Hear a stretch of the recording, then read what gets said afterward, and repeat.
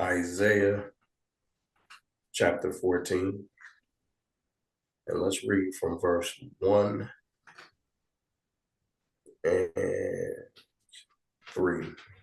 And can you tell us what's that talking about? Okay, Isaiah 14, verses 1 through 3. Correct.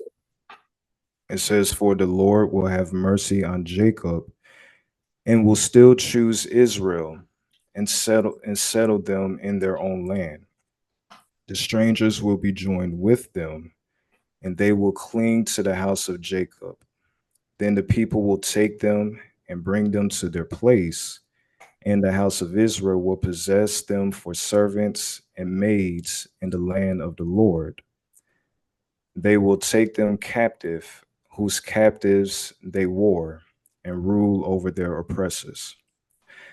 It shall come to pass in the day of the Lord, excuse me, it shall come to pass in the day the Lord gives you rest from your sorrow and from your fear and the hard bondage in which you were made to serve."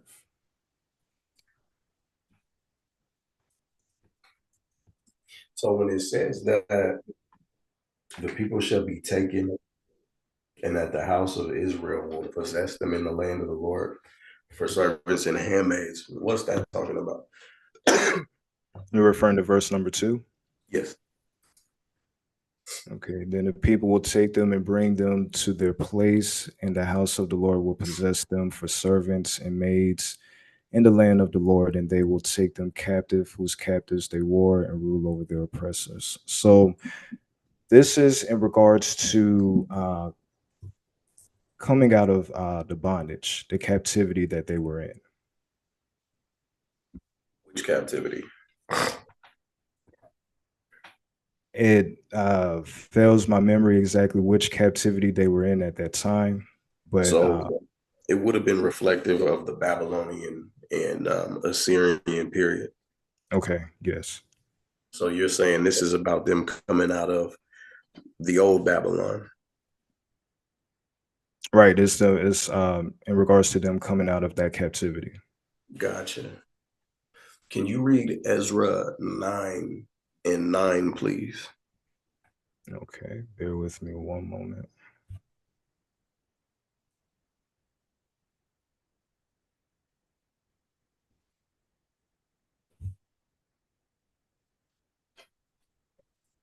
All right. It says, "For we were slave, excuse me, for we were slaves, yet our God did not forsake us in our bondage, but he extended mercy to us in the sight of the kings of Persia to revive us, to repair the house of our God, to rebuild its ruins, to give us a wall in Judah and Jerusalem."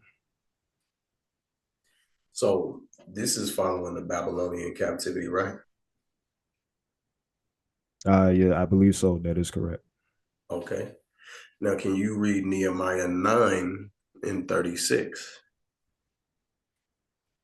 Okay.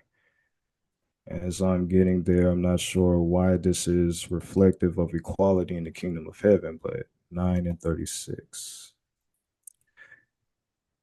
"Here we are servants today in the land that you gave to our fathers to eat its fruit and its bounty. Here we are servants in it."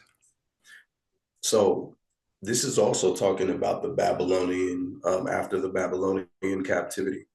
But the problem that we face, your answer was that Isaiah 14 is talking about them leaving Babylon. Are you aware that they were simply transferred from one captivity to another? Uh, I believe that would be correct if I'm remembering correctly. Yes. Yeah. So for Daniel, for example, he started off as a servant to Nebuchadnezzar, but who's the one that threw him into the lion's den? I'm not sure of that scripture off the top of my head. It would be the king of Assyria, or sorry, the king of the Persians. My mistake. So Isaiah 14 says that the Israelites are going to take captives those that had them captive. That also did not happen following the Babylonian captivity. Instead, they were captives themselves. They did go back to the land eventually with the servants that they came in with, and those people they never ruled over the Israelites. So, do you still hold fast to Isaiah 14 being immediately following Babylon? To be honest with you, I would have to look at the scripture a little bit further. So I'm not going to give a yay or nay. I appreciate that, brother. My next question